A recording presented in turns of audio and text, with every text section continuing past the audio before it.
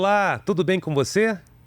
Muito bom estar aqui mais uma vez com Você Pode, o podcast da TV Alerj, que hoje tem o prazer de receber o Dr. Glauco Gomes, ele que é professor, médico voluntário do Bangu Atlético Clube, o pai dos Rafas, né, da Rafaela e do Rafael, e é claro, com um bate-papo magnífico, envolvente, um conteúdo bem interessante para a gente conferir a partir de agora. Tudo bom, doutor? Tudo bem, Fernando. Muito obrigado pelo convite. Prazer imenso estar aqui nessa casa do povo. Estamos aqui para falar sobre um grande amor da minha vida, Bangu Atlético Clube. Não pode ser diferente, né, doutor? Não pode, não pode. Bom, primeiramente eu gostaria de conhecer você, saber da onde vem a formação do teu caráter, né? Quando você era criança, quem era aquele Glauquinho? Ô, rapaz, interessante, né, isso. Sou filho de Gleide e Lindenberg. Meus pais estão bem lúcidos, né, ainda hoje. Meu pai tem 83 anos, minha mãe 76. E esse pai, para mim, é um herói, sabe? É um rapaz, assim, que eu falo... É um exemplo para mim, porque ele perde a mãe com 5 anos de idade, e meu tio tinha 1 para 2 anos, na cidade de Natal. Meu avô veio tentar a vida aqui no Rio de Janeiro e deixou os dois lá.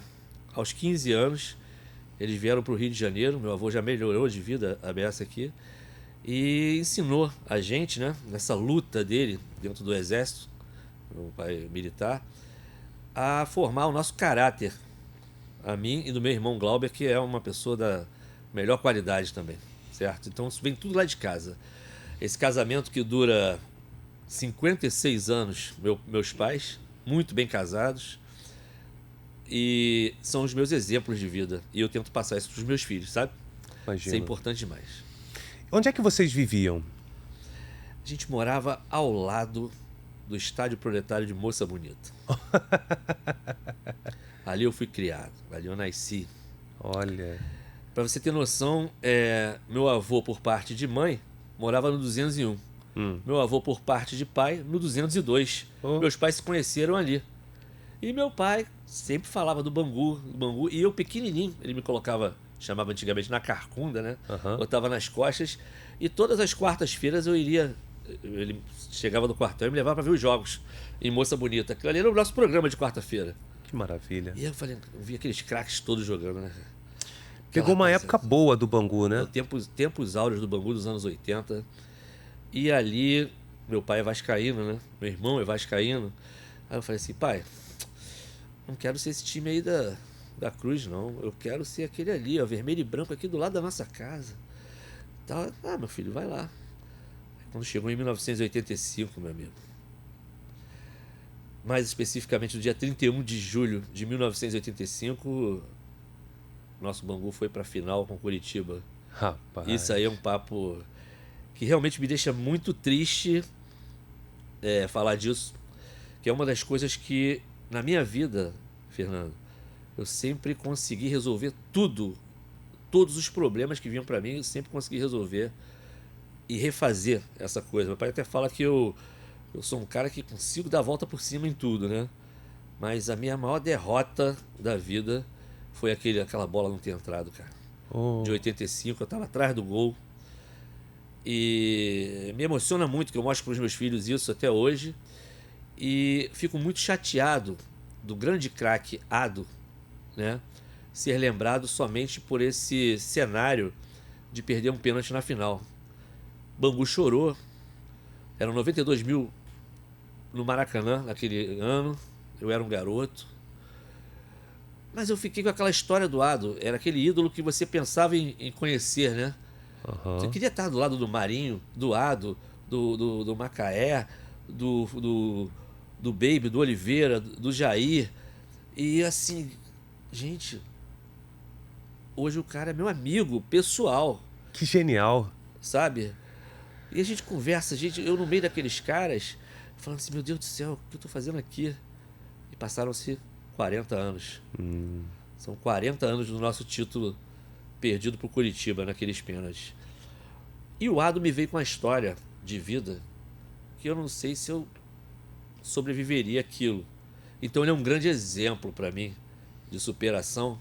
E toda vez que minha vida tem algum revés, eu lembro daquela bola que foi para fora, porque o cara continuou com aquela vitalidade, com aquela pureza, cuidando da família dele e sempre Bangu.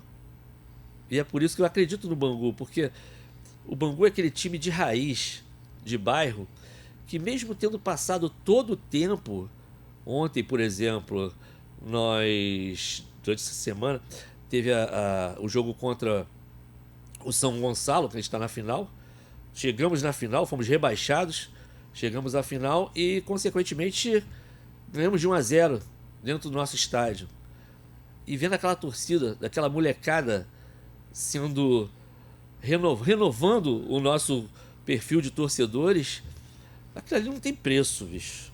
Eu falei, aquela sementinha plantada lá atrás, sabe, do garoto Valquinho, que via o jogo, a gente não tinha dinheiro para entrar no estádio, nos jogos, então ficava na Guilherme, a galera subia naquelas árvores, rapaz, para poder ver o jogo. Era uma coisa sensacional. Olha. Você via Bangu e Flamengo ali, em Moça Bonita. A Amendoeira virou camarote. Com o Zico, os caras do Flamengo, Júnior, Leandro. Maestro. Era uma coisa assim, Lembro. Leandro, sensacional. O Leandro tinha uma Fiat 147 azul. Ó. E a gente, molecada, ficava tomando conta dos carros dele para ganhar um trocadinho. Que maneiro, era muito cara. maneiro, cara, aquilo ali. E a galera do Flamengo tinha um trocadinho pra molecada ali do Bangu, né? De Bangu. Tinha. Que Era bom. sensacional. Eram jogadores muito... Bons visitantes. Muito bons visitantes. Que legal, generosos. Como é que começou, então, essa sua história com a sua formação? Primeiro você foi ser biólogo, né? É, uma história, assim, interessante. O que te levou a ser médico, na verdade? Desde criança, eu sempre tive esse sonho de ser médico, né? Uhum. Só que filho de pessoas que moram em Bangu, né? Lá no subúrbio, é um sonho meio estranho, né? É.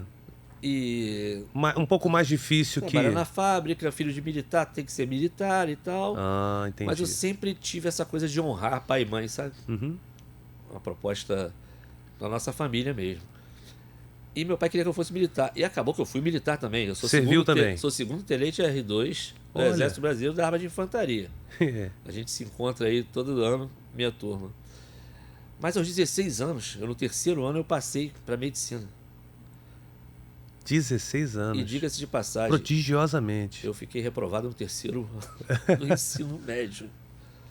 Como é que pode isso? Dom? Autodidatismo? Deus. É Vontade. possível. No outro ano eu passei para particular. Só que eu não tinha grana. Porque eu perdi minha vaga da federal do ano anterior. Isso eu falei, sabe de uma coisa? Eu vou fazer biologia. Aí passei em primeiro lugar no vestibular para biologia. E não me arrependo. Tá. Fiz um curso de biologia maravilhoso. Foram 4, 5 anos de curso. Me pós-graduei. Fiz concurso para o estado. Fui ser professor. E até hoje eu tenho contato com os meus alunos que a gente se encontra. Já vem com os filhos, às vezes até com os netos, né? Já passaram tantos anos. E eu fico, assim, fiz um papel bem legal. Cheguei a ser diretor de escola e mantenho a minha carreira de professor ainda, né? Até a aposentadoria que vem daqui a alguns anos, sabe? Mas essa coisa ficou comigo muito tempo. É a bola que não entrou do pênalti? É aquele grito preso na garganta de você comemorar o teu vestibular para medicina e não comemorou. É como o VAR foi lá e, entendi. anulei o teu gol na final. Isso. Entendeu? Aquele gol do Marinho e o Romualdo Arpe Filho foi... O cara não estava impedido, pô. Era para ser 2-1 Bangu no Curitiba em 85. E não tinha o VAR para nos defender. E nem o Dr. Castor estava lá. Que também era um ótimo defensor do Bangu. Segundo as lendas da época, né? Ele falou, não, esse jogo aí eu vou deixar. O Bangu vai atropelar o Curitiba. E não foi. A gente não vai se meter. E não foi para campo. Foi para os pênaltis, né? Foi 1-0 o Curitiba no primeiro tempo. O Gilmar tinha aquela história de fazer golpe de vista, a bola passou. E no segundo tempo o Bangu empatou. 1-1. No segundo tempo o Bangu fez o gol. E o Marinho, um golaço. Golaço, gente. Aquele cara sensacional. E o juiz, infelizmente, anulou aquele gol. Mas são coisas que, para falar assim, rapaz, é a vida. traz algumas coisas interessantes pra gente, né? Como uma história que tem 40 anos conseguiu me impactar a ponto de... Falei, cara, eu tenho que entrar pro Bangu de alguma maneira, eu tenho que reverter esse quadro, Tô entendendo. entendeu? Então eu sonhei com isso, eu sonhava, até hoje eu sonho com isso. Você tem noção que eu consigo ver aquele jogo? Eu choro todas as vezes que eu assisto a final de 85. Eu acredito. Assim como a gente revê o acidente do Senna, no meu caso eu também, como eu era uma criança e ele veio a falecer na nossa frente ao vivo, foi mais ou menos assim. Então dá para comparar um pouquinho o sentimento. Uma tristeza assim. É. É uma morte em vida, sabe? E como é que você tratou esse choro na garganta? Como é que você trata esse choro na garganta? O que te faz superar isso? Segundo a sabedoria chinesa, né, a gente nasce com uma luzinha e ela vai apagando aos poucos, né? Que dizem que é a morte. Você vai perdendo um pouquinho da tua vida. Então você vai morrendo aos poucos, assim. Uma decepção com um amigo seu, uma tristeza da infância, uma perda de um amigo, um término de relacionamento. E pra mim, aquela bola não ter entrado foi ter feito até uma reportagem há pouco tempo que o Rafael... E olha só que situação, né? O Rafael era o goleiro do Curitiba. O Rafael era o goleiro do Curitiba. E indiretamente, ou sem intenção nenhuma, eu coloquei o nome dos meus filhos de Rafael e Rafael. Mas foi pela minha filha, né? Intuitivamente. Intuitivamente, Os mas foi dois. minha filha que escolheu. E o cara do Curitiba que fez o último gol é Gomes. Você tá entendendo como é que as coisas funcionam na minha vida? Tô. É muita coincidência. É. Se a Roberta, Uma coisa nossa tão... amiga, estivesse aqui, ela ia falar, não é coincidência não, meu amigo, já estava escrito.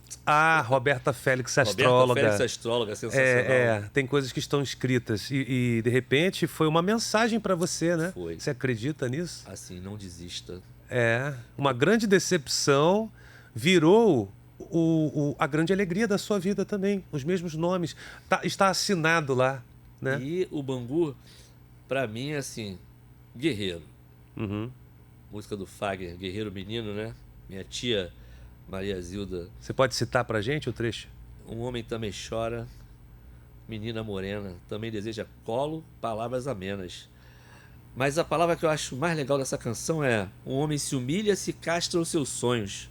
Seu sonho é a sua vida e a vida é o trabalho. E sem o seu trabalho, o homem não tem honra. E sem a sua honra, se morre, se mata. Não dá para ser feliz.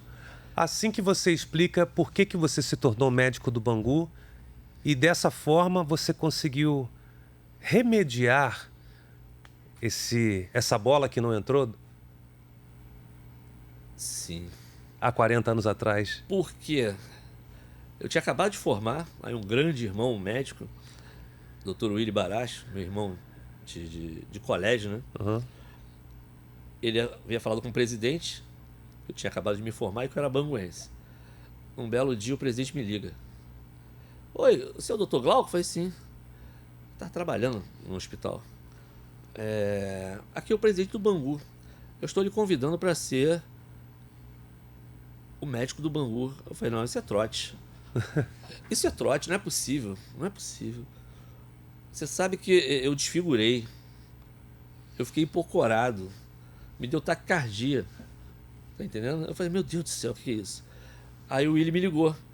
Pô, vem aqui, ó, que o presidente quer falar contigo. Ele, ó, você é o novo médico do Bangu.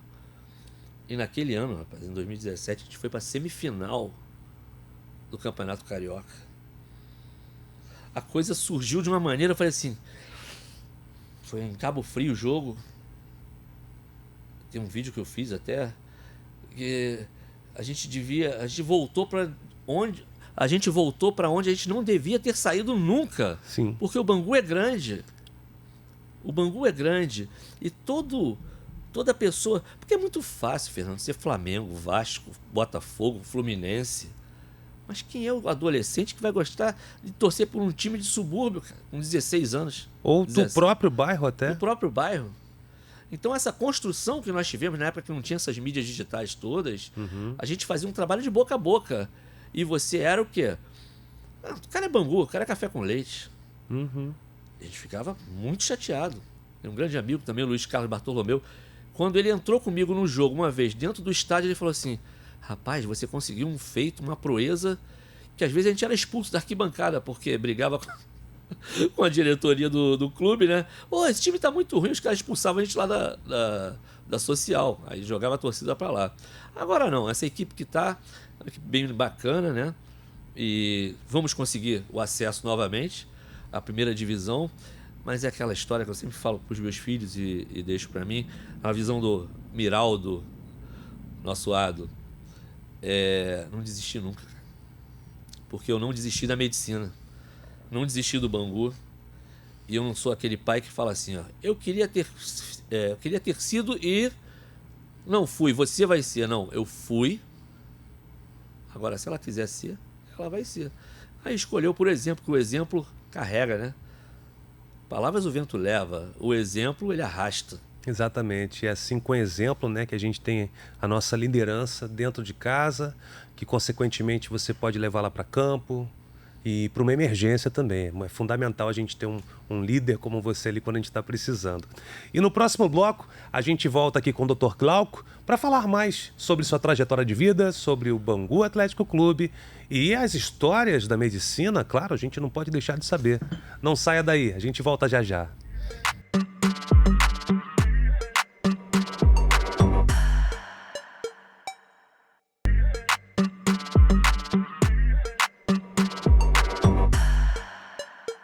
Estamos de volta com o Dr. Glauco Gomes, médico do Bangu, de forma voluntária, não é isso? Forma voluntária. Aprendi com o Ado também, né? Luiz Alberto, para quem não sabe, foi o jogador campeão de 66, daquele time maravilhoso também, que o Bangu foi campeão em cima dos rubro-negros por 4 gols de vantagem, em 1966. E Luiz Alberto era o sogro do Ado. O Ado casou com a Jaqueline, que era filha do Luiz Alberto. Ó. E o Luiz Alberto falou assim, nunca fale mal do local que você trabalhou. Honre isso aqui. Então qualquer coisa que estava escrito Bangu, ele falou assim, olha, quando eu tirei o primeiro, eu tinha vergonha e tinha medo de pegar aquele cheque Bangu Atlético Clube e depositar, porque aquilo ali para mim era um documento, era um talismã, era um amuleto, sabe? Legal. E eu tive a mesma sensação, porque eu era voluntário, mas a gente recebia pouca coisa e acabava ajudando lá a rapaziada, porque tinha muita gente carente ali no entorno do estádio, né? E quando eu vi aquele não era, no meu caso não foi o cheque, foi o depósito, Bangu Atlético Clube, eu falei, gente, olha como é que a vida dá voltas, né?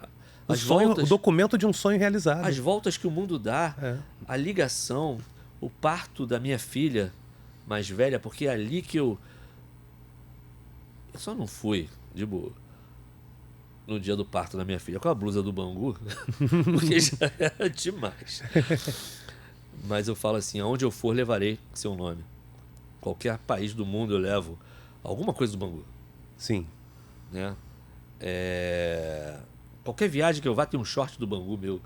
Assim, é como se fosse realmente um símbolo de superação, sabe? Você tem aqui, rapaz, uma pessoa humilde demais, de formação. Eu quero ver o bem de todo mundo, não quero o mal de ninguém. Não me apaixono mais por coisas que vão colocar a vida do outro em perigo, né?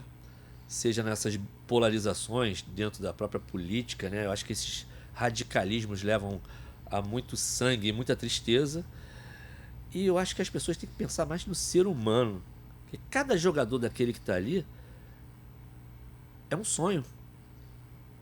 Cada pessoa daquela ali tem um familiar que torce por ele, sabe? Cada paciente que eu atendo na unidade de pronto atendimento, ou no consultório, ou em outra clínica, a gente tem que saber a história dela. Porque quem está dentro de uma estrutura que não sabe da história da pessoa, você não pode nem estar se expressando em passar uma medicação ou dar uma dose. Você precisa saber quem é o Fernando, quem é o Glauco. Eu acho isso de tanta importância, e cada um ali tem a sua importância, sabe? E dentro do futebol, eu vi muitas coisas que nada mais são do que coisas que você vê no dia a dia. São seres humanos. As pessoas falam do jogador A, que teve o sucesso tal, que ganha milhões.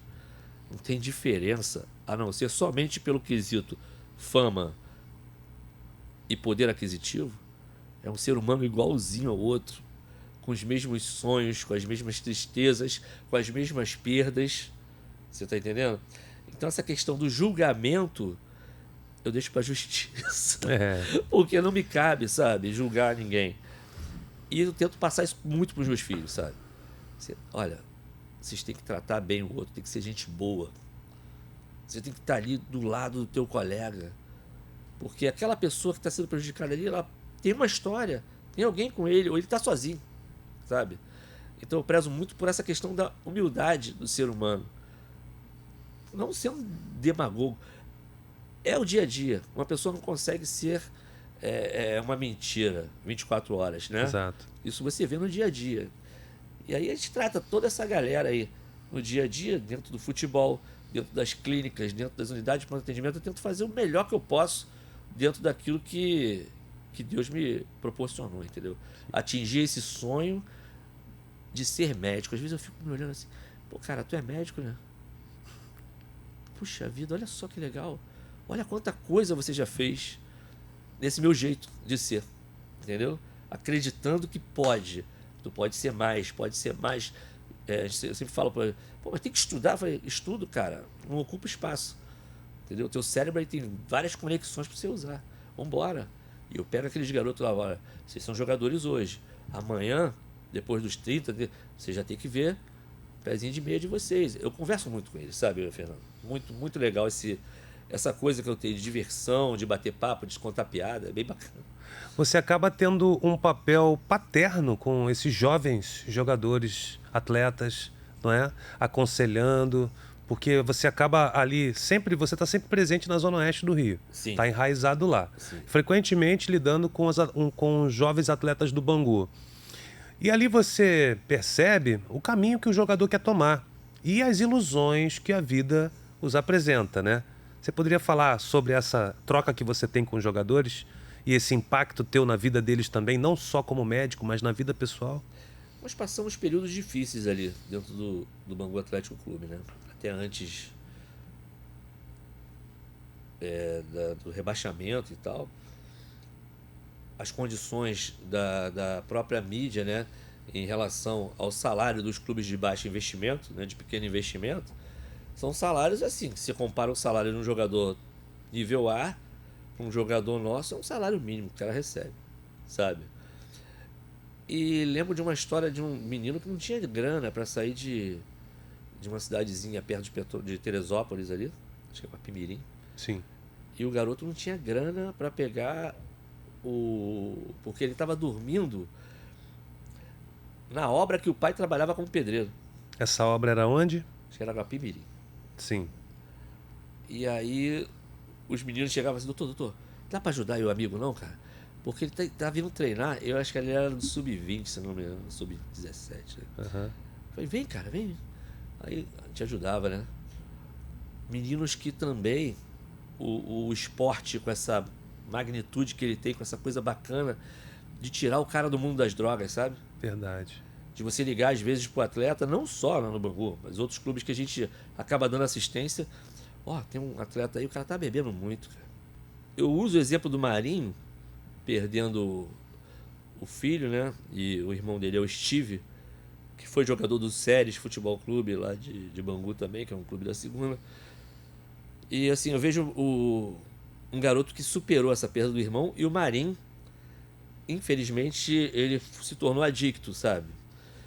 E a gente tentou, rapaz, até eu, Ado, o próprio Mário, que está em Portugal, que está no Benfica lá com o filho dele, que foi o camisa 10 daquele time de 85. Você imagina eu sentado com aqueles caras tudo, cara, conversando, resenhando. Sendo torcedor fanático. Sendo um torcedor fanático, eu falei, gente, assim, muito obrigado, né? Porque por me permitir estar aqui, né? É. Seja o que vocês acreditarem, Deus, a energia do universo, ou os orixás, assim, acho que tudo que é do bem, vem pro bem, né? E o Marinho não conseguiu superar isso, sabe? Mas era uma pessoa muito mão aberta, cara, assim, nunca vi. O Ado tem uma história muito engraçada que a gente estava lá, o Ado falou assim, doutor, fala que tá passando um perrengue aí, Eu dei R$10 pro Marinho pra ele comprar um negócio ali. Fala assim, pô, craque, tô com dinheiro aqui, tô sem dinheiro nenhum. Presta R$10 aí. Ele, porra, já tiraram o dinheiro da minha cerveja. Aí, toma aí. E ele dava, eu falei, tô brincando E assim contigo. vocês tentavam ajudar o Marinho. Tentava ajudar o Marinho, sabe? E o clube ajudou também, tá? Muita gente ajudou, mas é aquela grande história, né? O que aconteceu com o Marinho, aconteceu com o Renato Rocha da Legião Urbana, que era aquele baixista do disco 1-2. Não sabia. Aconteceu com um ator da Globo também, que passou por mim, numa clínica da família lá em Guaratiba. Famoso? Famoso. E assim, dentre outros, outras pessoas que se perderam nesse mundo, né? Da adicção e do alcoolismo. E eu uso isso como exemplo para esses jogadores. Falei, gente, olha só, hoje você tem seu salário aqui, nada, não é nada. Daqui você pode se projetar, fazer um outro tipo de trabalho, ser um fisioterapeuta.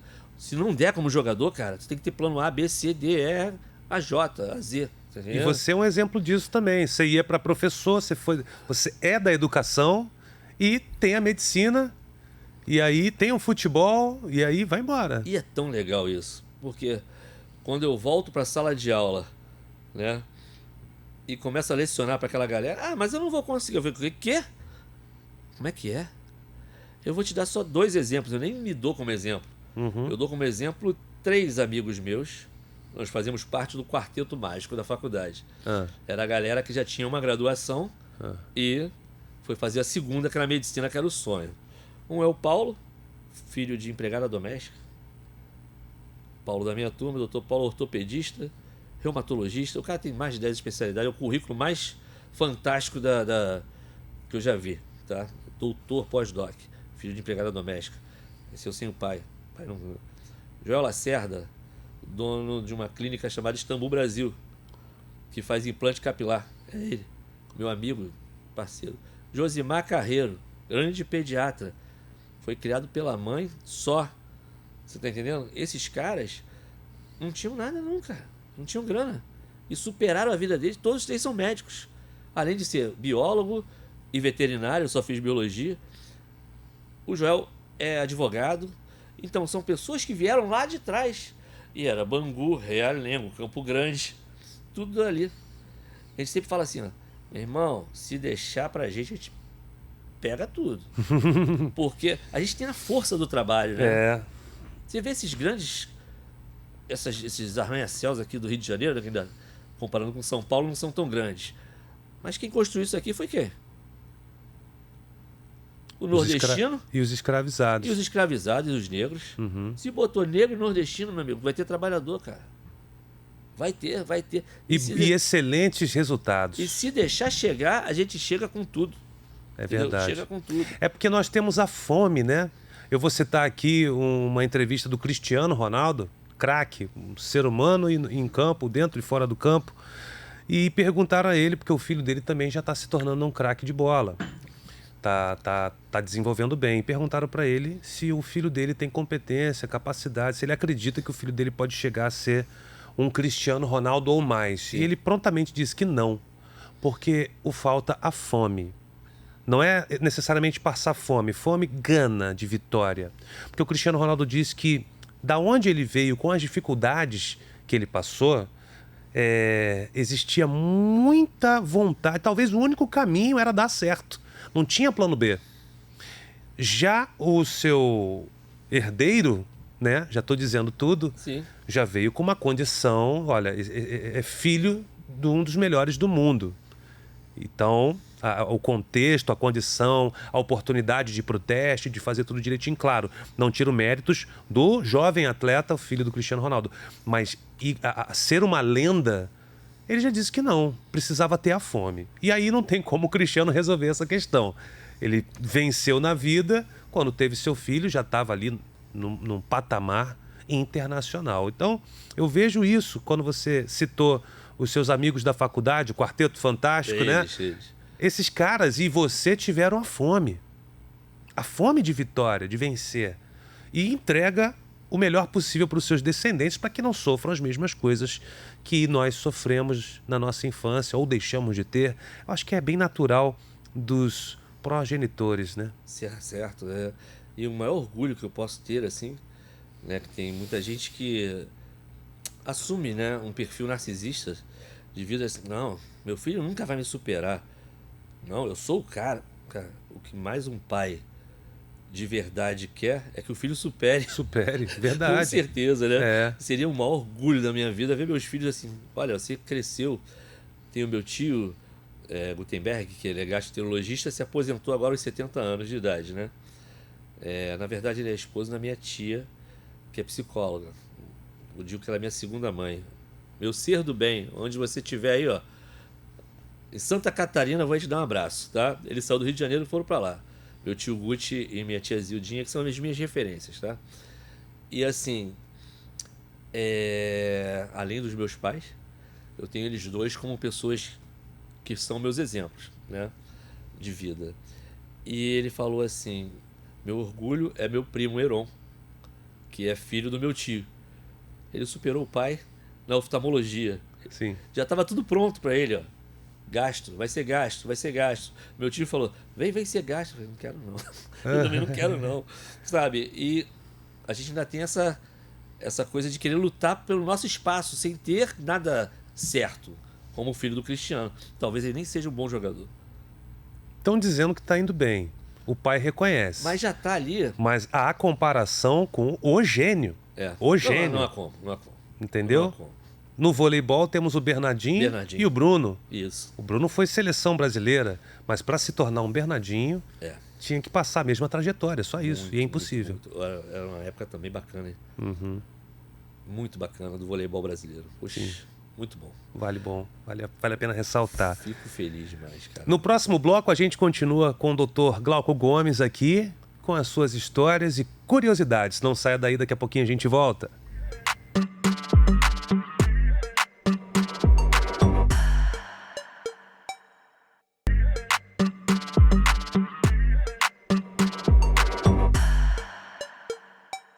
Estamos de volta com Você Pode. Doutor Glauco, olha, ser médico, né, virou uma missão de vida.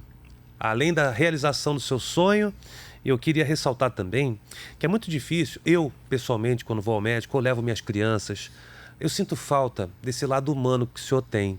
Essa coisa de querer saber da história da pessoa, da vida da pessoa, porque hoje em dia, principalmente os mais novos, os recém-formados, né, e meninas e meninos na medicina, parece que estão com pressa da vida, pressa para chegar logo à sexta-feira, ou são médicos, às vezes eu noto que é para entregar o canudo para alguém e não pelo amor à profissão. Às vezes já vem de uma condição, de uma família tradicional e tem que escolheu medicina, está ali cumprindo uma obrigação, não toca na gente, não olha, não levanta a cabeça, está sempre no computador, no WhatsApp, receita as mesmas coisas da fila anterior. Então eu sinto que com a sua história você tem uma forma diferente. E eu não diria nem louvável, eu acho que tem que ser assim, doutor. É o certo, não é? Positivo. O que te leva a ser tão... o que te leva a conseguir há tantos anos ser médico e continuar sendo um ser humano para os seus pacientes? Te dizer que nada mudou. O Glauco, menino, tem aquele coração, aquela empatia de ver o que é a dor do outro, né? E assim, quando o paciente adentra no consultório ou na unidade, eu já vejo assim um todo, porque a gente, com a experiência, vai tocando, né? Fundo. Quando o cara entrou ali, aquele cara só quer atestado. Testar você?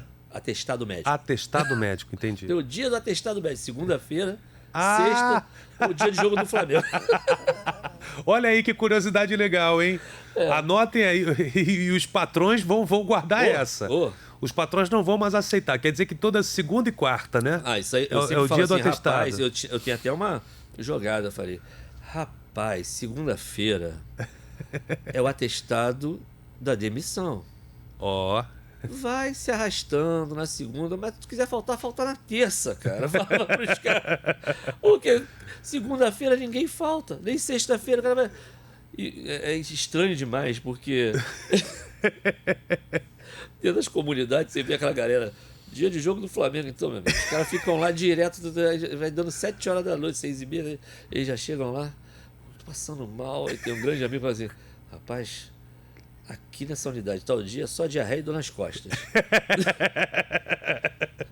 Porque você pega lá o top 5 de atendimento, diarreia, dor articular. Segundas e quartas. Mas, e o bloco de atestado tem que botar o estoque. E se tu não botar também, a comunidade, né? Vou chamar fulano, vou não sei o quê. Ainda tem essa questão que a mídia está colocando muito agora da agressão aos profissionais de saúde, né? Isso existe mesmo. Tá? Existe Você já mesmo. foi agredido, cara? Várias vezes. Por assim. negar um atestado, por exemplo? Assim, o cara tava completamente drogado e ele tava com muito sangue. Ele jogou a camisa em cima de mim, o sangue sai do lado. Eita. Falei, calma aí, rapaz. Assim, e tem muitas histórias, sabe? Muitas Sim. histórias. Alguns episódios assim muito ruins que às vezes você tem que fazer boletim de ocorrência mesmo, Nossa. né? Para aquilo não se repetir e essa pessoa retornar depois e fazer a mesma situação com alguém, né? Mas no mais, quando você está dentro de uma comunidade, né, dentro de um local que seja ruim de educação, de saúde, de tudo, nós somos as únicas pessoas que podem dar um conforto para aquele paciente. E aí, como você me falou, tem gente que já vem com um produto pronto, que já vem de uma família bem abastada, de grana, que é de família de médico. Não estou falando todos, não. Mas alguns elementos desses acham que aquela pessoa não sabe nada da realidade dele. Se você passar uma medicação de marca para aquele paciente, o cara não tem R$1 no bolso, bicho. Não tem condição de comprar a medicação, uma dipirona para aliviar a dor dele. Vai embora logo, estamos aqui, vai embora. Mas eu tô com dor, doutor. Aí geralmente essas filas ficam lá do meu lado.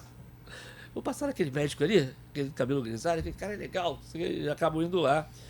E eu tenho, não é que eu tenha toque, mas o meu TDAH, que eu sou diagnosticado, Sim. né, me faz assim, eu não gosto de esperar em fila. Quando eu vejo aquela UPA lotada, falei, gente, esse povo já está aqui há 30 minutos, 40, 50, 1 hora, eu não aguento. Então eu vou chamando.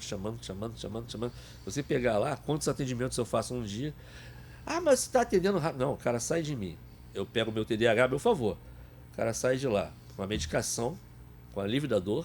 O cara sai de lá com atestado médico, se ele precisar, é claro. E ele sai de lá com a receita para casa, com o remédio que ele vai pegar da UPA. Porque eu vou priorizar a medicação do SUS. Sim. Para ele poder pegar na clínica da família e ainda sai com encaminhamento. Eu falei, eu sou eficaz, eficiente e rápido. Porque eu dou pro cara o que ele quer e o que ele precisa. E vamos torcer para a farmácia ter o medicamento naquele momento também, e né? Geralmente, assim, que às vezes passa falta. por alguns problemas assim, né? Porque é questão mesmo de situações que a gente não consegue ter controle. Não, mas a sua eficácia e eficiência não se anula, tá ali. Não, e assim, essa coisa... E quando eu passo na vila, lá onde eu trabalho, todo mundo me conhece. Que bom. Entendeu? Até o ponto, uma vez, quando eu era professor, meu primo era do Colégio Naval e eu tava levando ele pro ponto do ônibus. Ele, pô, Glauco, dá carona aí, cara, vou deixar ele pegar 4h30 pra ir pra Angra, né? Os caras foram assaltar o ponto do ônibus. Nossa. Falei, porra, moleque, tu tá aqui de farda, o que vai acontecer? Cara, não assalta aquele não, aquele é meu professor. Aquele ali é meu professor, pô, assalta ele não. Olha. Eu falei, meu primo tá aqui te levando. Os caras assaltaram todo mundo do ponto do ônibus. E pulou você? Pulou. Rapaz. Eu e meu primo que tava... essa coisa da empatia, né? E a gente trata todo mundo bem, não é porque eu sou a favor da marginalidade. Não é nenhum defensor. Não sou defensor de nada, não gosto desse tipo de coisa. Mas é só Mas não deixa de atender quando chega na sua mão. Não, de jeito nenhum. Não tem como. De jeito nenhum. Não. O conselho, né, te exige isso. E assim, cara, como é que você consegue ficar rindo o tempo todo? Falei, cara, tem coisas que tem que levar humor pra dentro da coisa. Entendeu? E eu tô lá, eu converso do porteiro até a minha chefe. Entendeu? Dá um salve aí pra doutora Regina, da UPA Vila Kennedy. É a nossa chefe lá, pessoa da melhor qualidade. Legal. Ela não é uma chefe, não, ela é uma líder. Daquilo que eu sempre falei. Com vocação. Nós já fomos chefe de equipe no Albert Schweitzer, em Realengo, né? Era de uma quarta, da sexta. Nossas equipes funcionavam lá de maneira brilhante. Só que as coisas foram se perdendo ao longo do tempo, cada um vai para um lugar, né? Mas a gente faz um trabalho bem bacana. Quando você falou de Albert Schweitzer, eu lembrei de uma história que ocorreu, que eu vi na televisão, diversos canais de televisão. Se eu não me engano foi, não sei se foi durante a pandemia, mas de um acidente, né, com uma menina de 2 ou 3 anos, Isso, de um corte profundo no pescoço. A Lavínia. Como é que foi essa história? Menina Lavínia, isso me deu um problema porque eu fui parar na mídia, cara. É. E aí surge ciúminho de um. Mas caramba, um mané. Pô, não tinha nada que colocar isso e tal. Eu falei, não, calma aí. Tô na UPA. Nesse dia eu não tava atendendo pediatria, eu atendo clínica e pediatria. Sim. Né? Sou pediatra. Aí tava lá na clínica. Daqui a pouco, quando entram, né, na confusão, uma gritaria só dentro da unidade. Aí eu sou proativo. Sim. O exército me deu isso. Vai lá, voluntário, sou eu. Aí levantei. Quando eu vi, vai lá na vermelha que tá dando problema. Aí tava a pediatra, a doutora Renata. Ai, tá sangrando, tampona. Cara, a menina sofreu um corte na região cervical com caco de vidro. Nossa. No quintal. Falei, Quantos anos? 2 aninhos que a Lavínia tinha. Meu Deus. E aí eu falei, meu Deus do céu, o que vai fazer? Chama a ambulância, pede vaga zero. Na pandemia, as ambulâncias estavam tudo fora. Aí eu falei... O que é vaga zero, doutor? Vaga zero. Chega um paciente com suspeita de AVC. AVE, né? Antigo AVC. Acidente vascular. Derrame, né? Na linguagem popular. Aquele paciente tem que pedir a vaga zero. Tu pega a ambulância, coloca o paciente dentro e leva para um hospital de grande porte para tomografar e se tiver que fazer algum tipo de procedimento cirúrgico para descomprimir o cérebro, crânio, faz na hora, né? Tá. Um abdômen agudo, por exemplo, apendicite. Vaga zero tem que levar, senão aquilo ali vai supurar. Tá. Entendeu? Entendi. São muito... Ou um acidente desse, como PAF ou ferimento por material corto-contuso, que foi, no caso, o caco de vidro. E aí, quando eu vi aquela menina pálida já, hipocorada, 3 cruzes em 4, que a gente fala, né? Falei, cara, essa garota vai morrer. Falei, e a ambulância? Pede vaga zero. Ó, a ambulância tá vindo de Camará pra Bangu, mas eles ainda vão disparar de lá. Eu falei, não vai dar tempo. Eu falei, entre e sair um caixão branco da UPA, né? Que o bebezinho sai num caixão branco. Ou eu me ferrar por imprudência, eu vou na imprudência, meu filho. Peguei meu carro, que chama de caveirão. Até hoje chama de caveirão, eu tenho uma Hilux preta.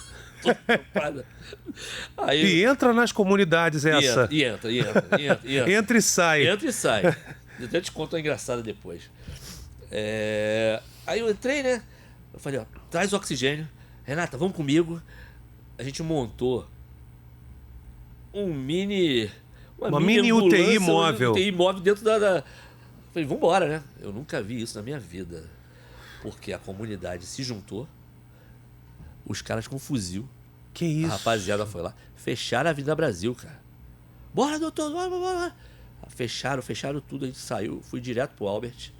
Já tinha ligado para uma colega que era Você precisava de quanto tempo para essa menina sobreviver, para chegar no Albert? Meia hora já estava difícil. É. Porque ela tinha perdido muito volume. A gente tinha feito volume de soro, né? Tinha perdido bastante sangue. Botamos soro para segurar e vai. Segurou. Quando chegamos lá, já tinha ligado para... Era a Natasha, se eu não me engano, a cirurgiã pediátrica de lá. Falei, Natasha, tá acontecendo isso. Deixa o centro cirúrgico, tem a criança que tá saindo daqui. Mas na hora... Eu peguei o celular, eu falei, Renata, todo mundo que tá lá pode falar, até os enfermeiros. Eu vou filmar isso aqui porque é o único documento que eu tenho para me defender se der algum problema. Entendi. Tá entendendo? Chegamos lá, adentramos o hospital de maneira louca. Hostil. Né? Hostil. Subimos com a menina, levamos, já internou e foi aquele momento que a gente se abraçou. E começamos a chorar todo mundo.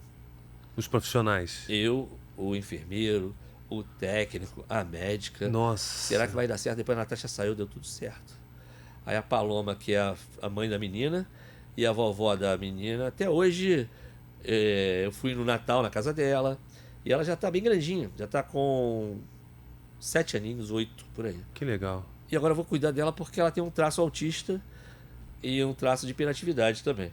Olha. Entendeu? Eu tô cuidando dela. Tá no seu terreno de especialidade, né? Tudo mesmo. Aquele grupo ali, aquelas pessoas são muito bacanas. Porque ninguém quer trabalhar em comunidade, bicho. Por que será? Porque a medicina ela é vista, você vê pelas nossas festas, né, de final de ano. Você tem noção, são festas na proporção de luxo.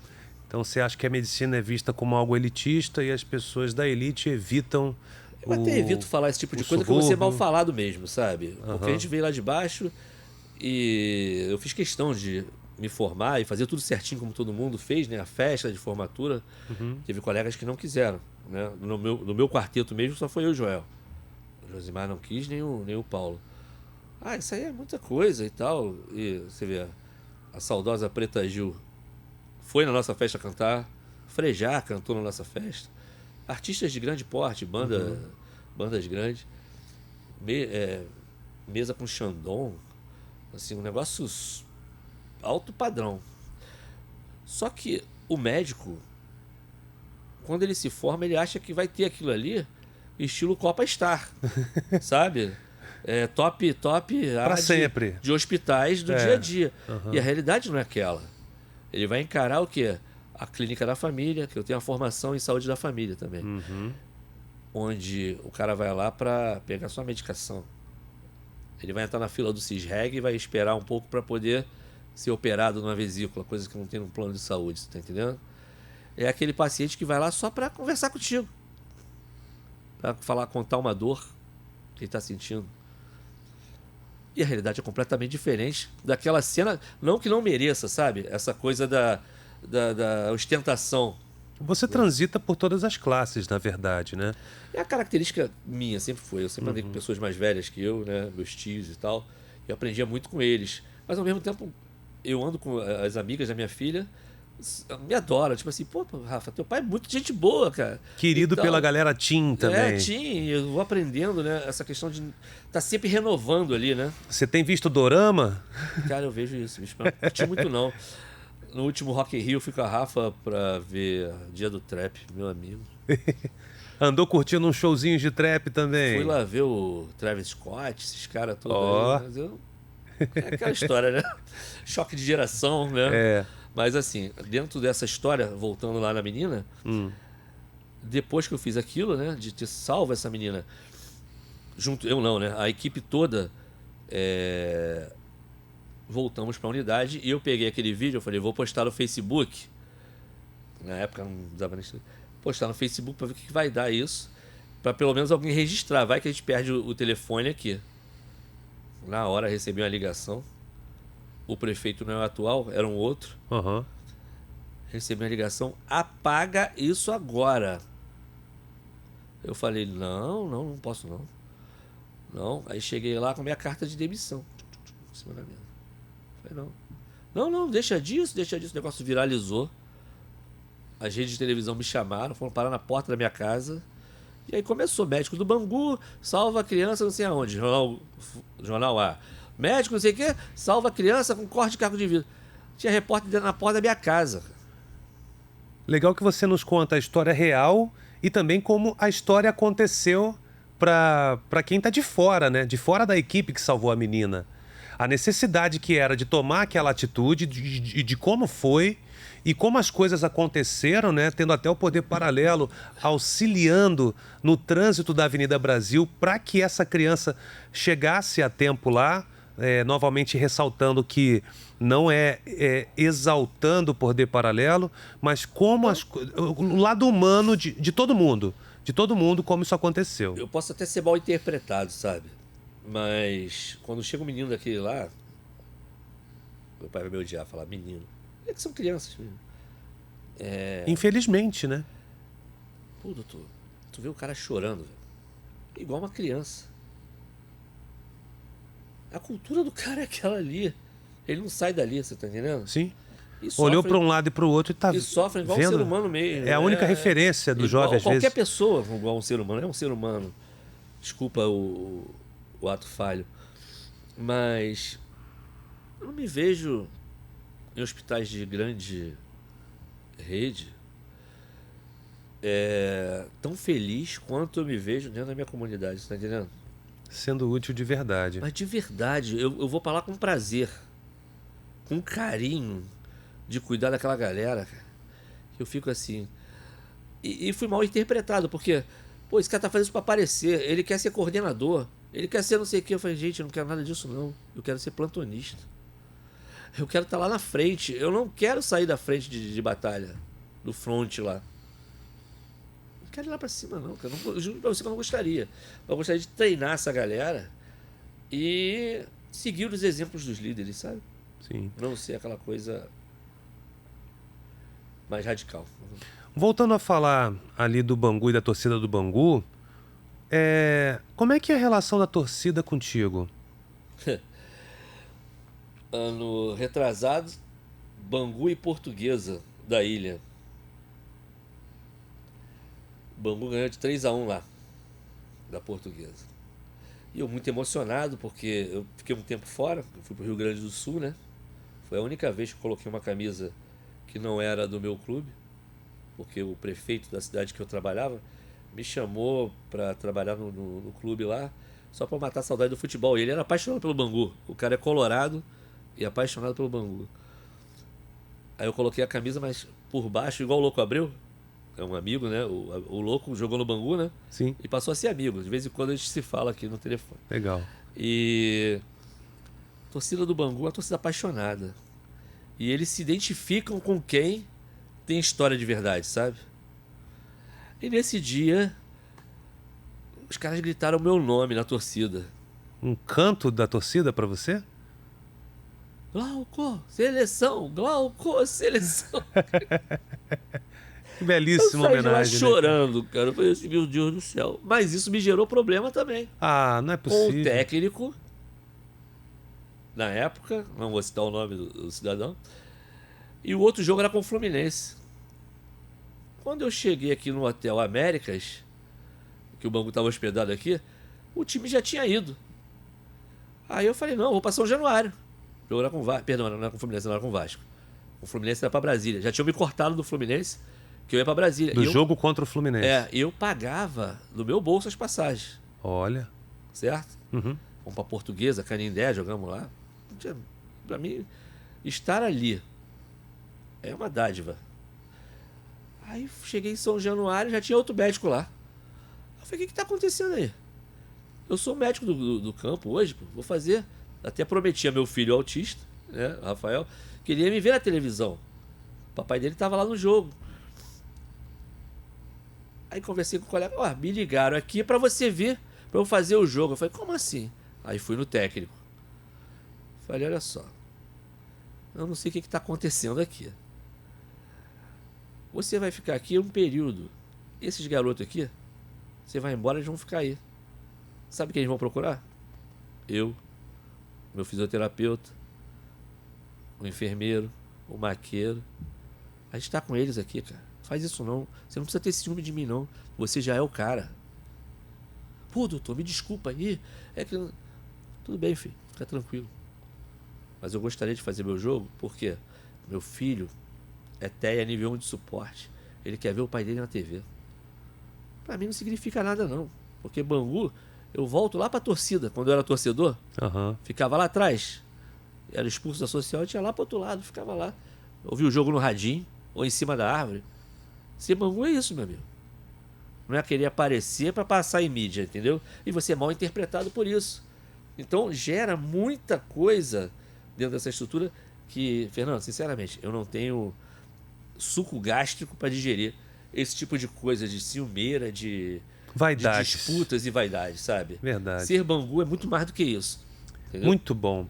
Olha, doutor, eu quero agradecer imensamente você ter aceito o nosso convite para participar do Você Pode aqui na TV Alerj, na Casa do Povo, na Assembleia Legislativa. Gostaria que você deixasse as suas considerações finais, falasse o seu Instagram, a gente coloca aqui embaixo na tela também direitinho, e deixar aquela mensagem aí para o nosso telespectador. Agradecer o convite do Fernando, né? Pela Roberta, grande amiga também. E agradecer muito aos meus pais. Vocês têm os pais de vocês, cuidem deles com muito amor e carinho. Agradecer a Rafael e Rafaela por eles existirem na minha vida, as minhas tias, a meu tio Gutenberg, minha tia Zilda, meu irmão Glauber e minha sobrinha. Peço que façam muita oração para esse povo que sofre dentro das comunidades, das pessoas que são desviadas, sabe, pela vaidade. A vaidade é uma coisa que acaba com o mundo, sabe? E usem sempre o exemplo do Bangu, um time pequeno do subúrbio, que para todo mundo é pequeno, para mim é o maior clube que existe do universo. Fomos campeões mundiais em 1950. Eu agradeço muito e peço muita saúde para todo mundo, sabe? Saúde mental, saúde física, saúde psicológica. E peço muita força a vocês para não desistirem nunca e que meu exemplo de vida sirva para vocês. Porque a gente pode ser o que a gente quiser ser, independente de onde você venha, independente de quanto você ganhe, independente da origem dos seus pais. Lute pela sua vida. Isso é ser Bangu Atlético Clube. É ser exemplo, determinação e muita força para lutar. É isso, Fernando. Muito obrigado. Te agradeço muito mesmo pelo carinho, pela recepção. Água geladinha, maravilhosa. Maravilhoso. Muito obrigado, tá? Obrigado a você por compartilhar suas histórias aqui conosco, é muito interessante. E o Você Pode fica por aqui, prometendo voltar na próxima terça, sempre com um convidado especial. E deixar para você a seguinte mensagem, né? O vencedor sabe o caminho da vitória e sabe que ele é longo, mas jamais tira o olho da meta. Você pode. Até a próxima terça, às 8 da noite. A gente se vê por aqui na TV Alerj. Tchau, tchau.